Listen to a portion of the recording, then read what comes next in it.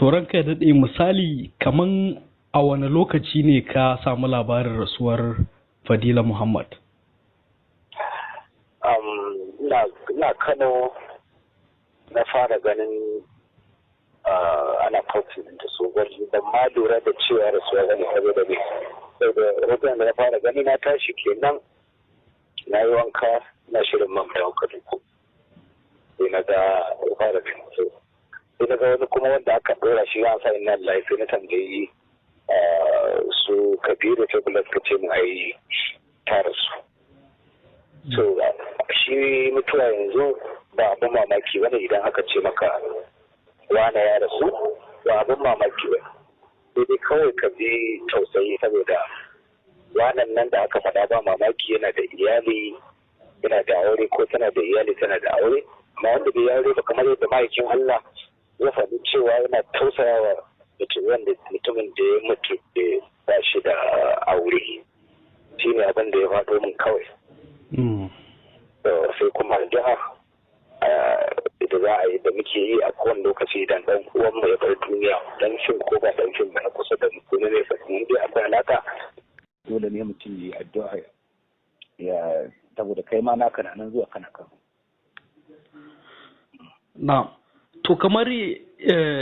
ya za ka iya bayyana halayen ita wannan marigayiyar kasancewar kusan a cikin fim ɗinka ne ma aka fara haska ta har ta yi suna, shin a tarayyar da kai da ita yau a takaice me za ka bayyana Fadila? Ito kasan a lokacin da muka yi take karkashin kamfanin ko kuma take karkashin kulawa ta zan iya faɗan a lokacin ɗabi'unta da halayenta ba zan iya faɗan wani abu wanda zai iya zama na cewa mara kyau ba ne.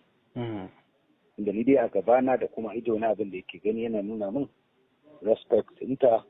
da kuma ƙoƙarin zama da mutane lafiya da take. Amma na yi shi akalla yanzu mun ce maka mun yi kusan shekara 5 ma ba mu haɗu fuska da fuska ba ma mutane mamaki da su. Saboda yawancin mu wasu lokutan idan ana yin yayin mutum a harkar za ga kowa yana mu'amala da shi ko me yake da harkar posting din shi ana cewa Allah ya bada sa'an aiki ne in bedde ne in menene za a yi ta fasa amma daga zaran daukaka da amfanin ka ta kare to sai fa ka mutu za a ƙara ganin ka a social media sannan za ka an kashe internet a wannan ranar zuwa washe gari ana maka Allah ya gafarta maka Allah ya gafarta maka. So ni a zamana da ita alhamdulillah ba zan iya faɗa wani mummunan abu a kanta ba.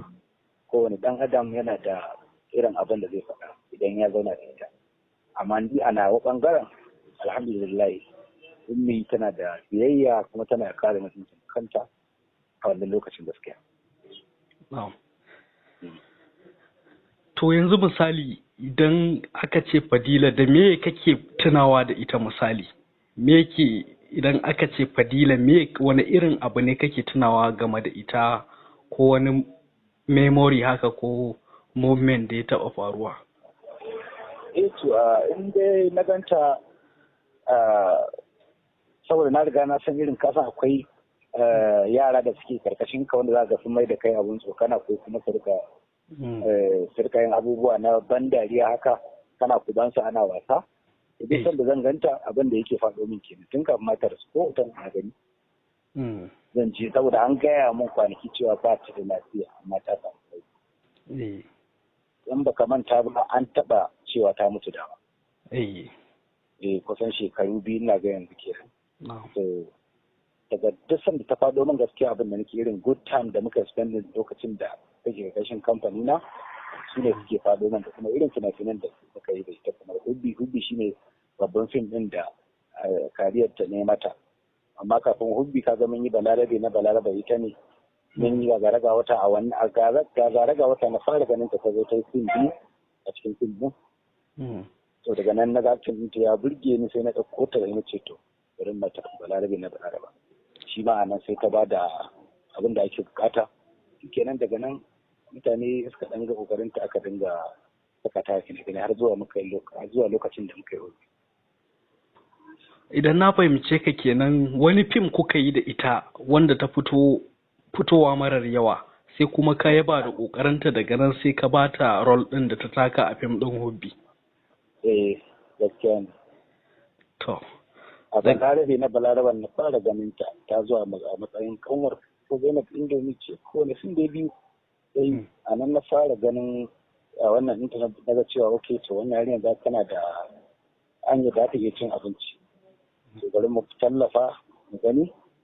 Allah ya ba mu iko shi ke. To dama ka san abin haka yake. Ni ina da matsala guda ɗaya shine ko wanda alaka da mace ko namiji idan na gan shi yana da talent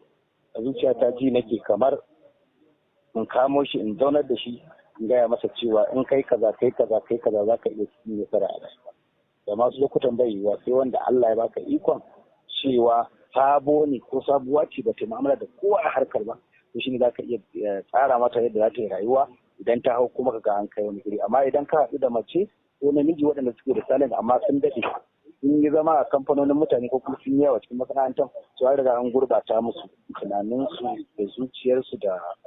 abubuwa daban-daban an ta kasa an ce idan kana da yaro sai kana ganin shi yana shiga gidan mutane anyhow to zai riga ɗauko ɗabi'u irin wanda ta ajiye. Sai ita wannan lokacin ba ta shiga cikin harkokin industry sosai ba shi yasa har na samu dama amma da na saita mata yadda nake son ga tana yin acting din da kuma yadda za ta yi tare da rayuwarta kafin ta fara. To ranka daɗe daga ƙarshe menene saƙonka? So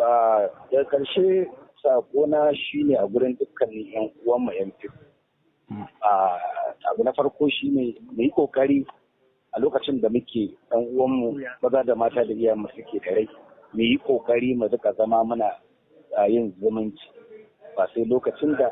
aka ce mutum ya bar duniya ba. Da haka idan muka haɗa kai muna yi wa junanmu faɗa kuma muna yi wa gaya wa junanmu gaskiya so na ganin kamar zai sa ce sai ranar da mutum ya mutu za a yi ta tallata shi a social media. Kana da lafiya da soyayya ya kamata a nuna maka gata a nuna maka cewa ana jin tausayin ka in baka da lafiya ko kuma ana farin ciki da ci gaban ka idan ka samu. Jan kunne a gurin da abin da zan kai wa yan uwana kenan don gidi Allah ya kawo lokacin da za a waye gari ba sai mutum ya mutu ba za a rika taya shi murna ko kuma za a rika zuwa a duba shi dan ba shi da lafiya a yi masa goma ta arziki fiye da yadda ake yi wa wasu yan cikinmu sai an bi ana roƙo ba su da lafiya an bi ana ce a taimaka an bi ana buƙatar wannan to Allah ya kawo mana lokacin da za mu haɗe saboda magana ta gaskiya shine idan muka haɗe kanmu kowanne mai yana da sana'a ko wanda yes yanzu ba a harkar ba ta yi da su akwai kuma da suke yi da su